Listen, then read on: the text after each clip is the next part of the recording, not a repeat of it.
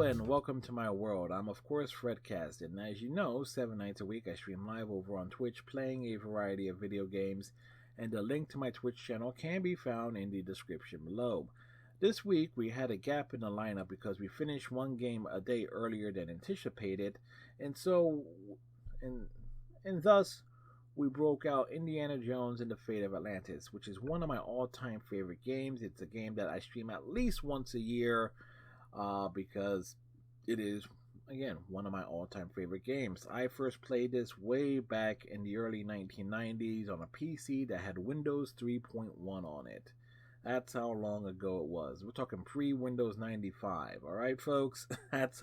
It's been a long time, and for the most part, I basically have this game memorized. I know I have certain lines of dialogue memorized. I have almost every uh, know exactly how to interpret certain puzzles and clues and things of that nature to find the correct solution and the most efficient solutions of getting through the game almost as quickly as possible. In my case, in terms of me taking my time, it will take me about three hours to go through.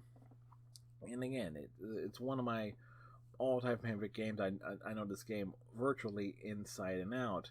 What makes this game different than most point-and-click adventures is the fact that Indiana Jones and the Fate of Atlantis has a randomized element to it in regards to certain puzzles and certain solutions. And the location of the Lost Dialogue of Plato, which you uh, um, go to acquire about a third way through the game, can be in multiple different locations at Barnett College. A number of the puzzles involving the three stones, the sun, moon, and world stones, are different on different playthroughs.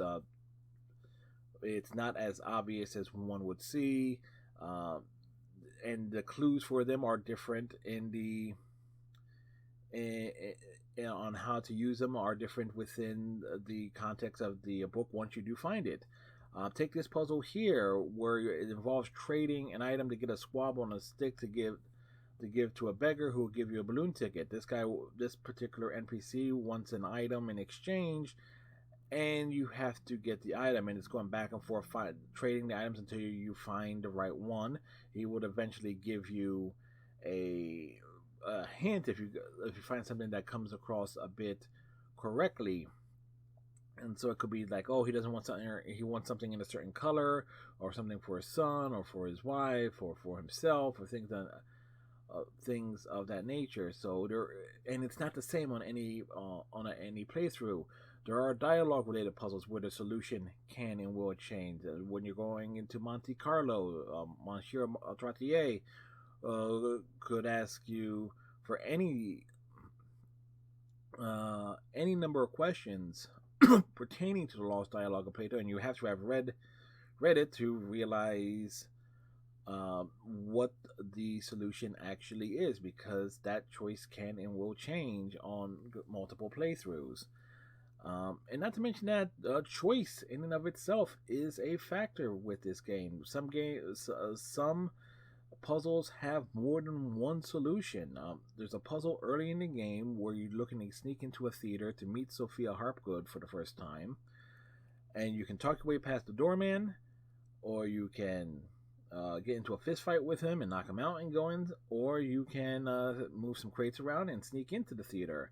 Either which way, that the way you handle that puzzle will lead to Sophia later in the game making suggestion what will be the best course of action for you as a player based on how you handled one puzzle earlier. And it's entirely optional. You can team up with Sophia for the majority of the game and have someone for Indy to talk to, and have unique puzzles that involve them both individuals, and some comedic dialogue and things of that nature. Or you can have Indy by himself, doing a more action related pass, getting into lots of fights. Or you could have him on a more solitary thinking puzzle, where a bunch of solo puzzles and things of that nature, where it involves a lot more critical thinking and things of that sort. So there is a variety of gameplay elements that certainly play a factor into it. So you got randomized you got puzzles that can be completely randomized, where the solution is not the same consecutively, and you have choice of path and how to handle certain situations. So, and again, this is ahead of its time when you really think about it. I'm sure there were games like the choose your own adventure games and books pre-existed this game, but for me, this was the first game I played that actually had all of these elements.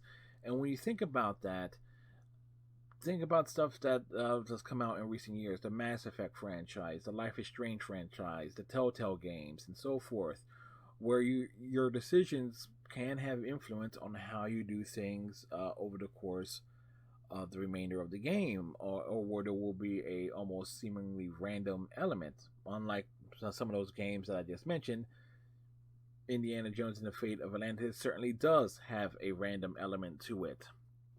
So it definitely, for me, it makes every playthrough interesting because it's a matter of you can know the solution to it virtually every puzzle, but you know there are going to be certain ones where you have to think a little bit and try to remember what goes where or what clues indicate what things to do, and so forth.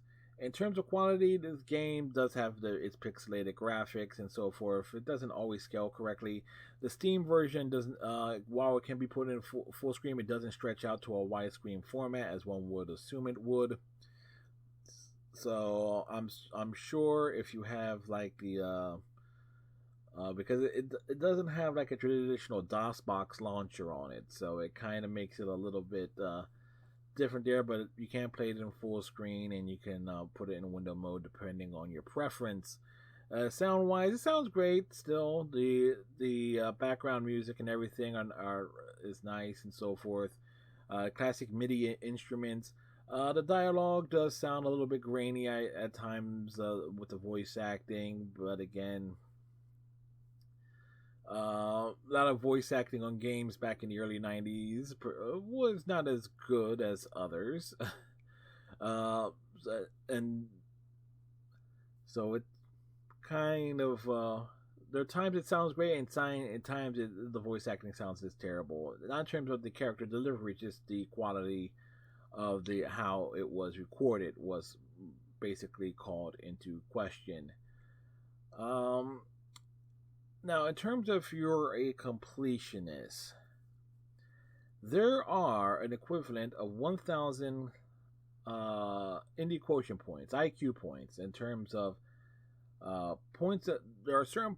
All the puzzles in the game award a certain amount of points in terms of completion, and there's a total of 1,000. I have never gotten all 1,000 points between all my playthroughs. The most my current total is at 952, and that's doing the team path, fist path, and the wits path. There are certain things that you have to do that are extremely tough, and a lot of them are related, particularly related to combat.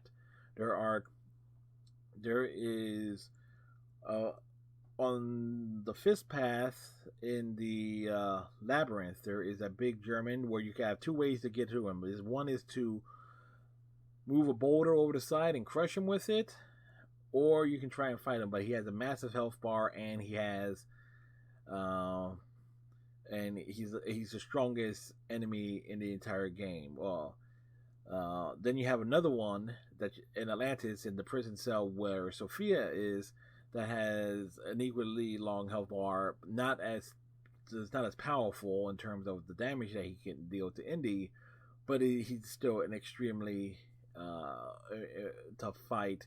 And the combat mechanics in this game are clunky to say the least. Combat is not something I would encourage anyone seeking out in this game, even though it's possible. There's keyboard combat and mouse combat. I would say doing things with the keyboard in terms of combat is a little bit easier because it binds everything to the keypad, depending on where you're standing and so forth.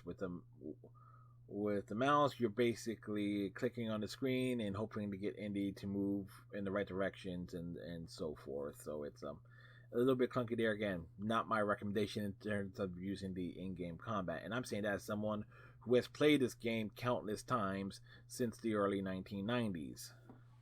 But I do recommend it if you're an Indiana Jones fan and looking for a fun adventure and so forth, and with replay value. You can't go wrong with this. For me, it is the best Indiana Jones PC game ever made. It's way better than Last Crusade, and it doesn't have many of the same issues that plague the likes of Emperor's Tomb and the Infernal Machine, because this is a straight up point and click adventure. So as opposed to being a full on action adventure with various puzzles being almost shoehorned into it. So with that said, we'll wrap up this week's commentary video. Hope all of you have a great night, day, depending on when you're seeing this. Tighten your friendship bracelet, stay safe and healthy, and we'll talk to you next time. Bye.